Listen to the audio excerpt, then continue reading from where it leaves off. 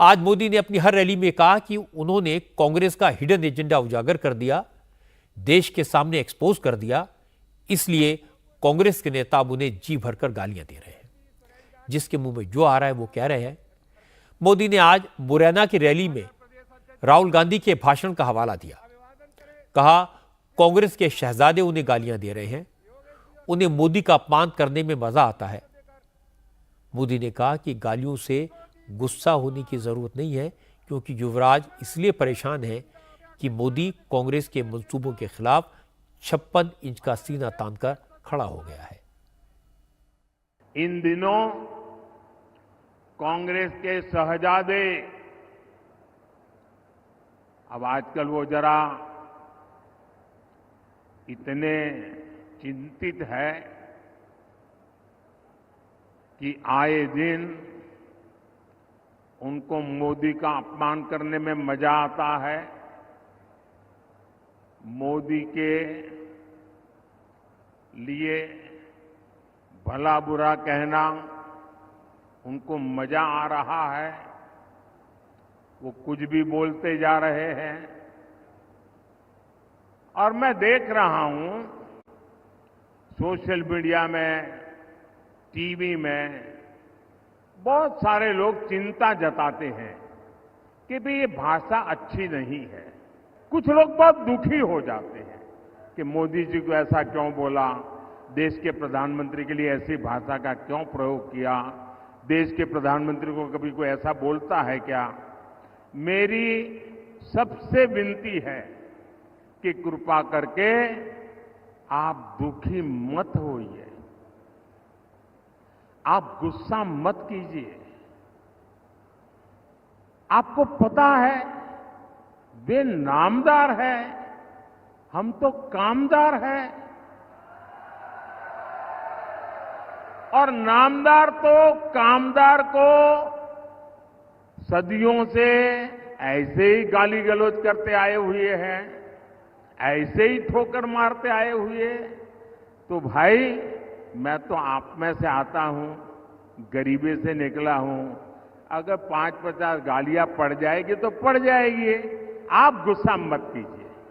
वो इतने निराश है कि अभी आगे आगे तो और बहुत कुछ बोलेंगे, आप अपना समय खराब मत कीजिए।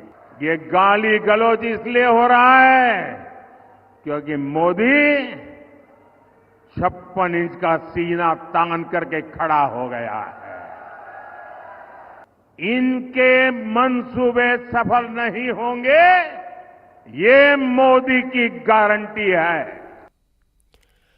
अब आपको राहुल गांधी का वो बयान भी दिखा देता हूं जिसको लेकर मोदी ने आज ये हमला किया।